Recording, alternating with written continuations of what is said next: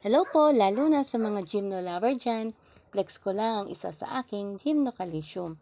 Ito ay galing na sa seeds na pinagbibili ko 2 to 3 years ago. Kalilipat ko lang mula sa clay pots, mga 2 weeks na rin ang nakakaraan. Marami akong tinanim na gymno sa clay pots dahil ang sabi nila noon, ayaw daw nito ng laging basa. At dahil na-observe ko na mabilis ngang mag-absorb ng tubig ang mga clay pots, marami akong itinanim dito. And eventually, na-observe ko na hindi rin sila maganda itanim dito. Dahil sa bilis na mag-absorb ng tubig ang clay pots, nagiging dull at walang buhay silang tingnan. Kaya naisipan ko itong ilipat na nga. At after 2 weeks ng ripat, napansin ko na mas sumigla at gumanda na siya. Lalong tumingkad at kumintab ang balat niya. Bago po ako matapos, gusto ko lang i-share na huwag tayong mainggit sa tinatamasa ng iba.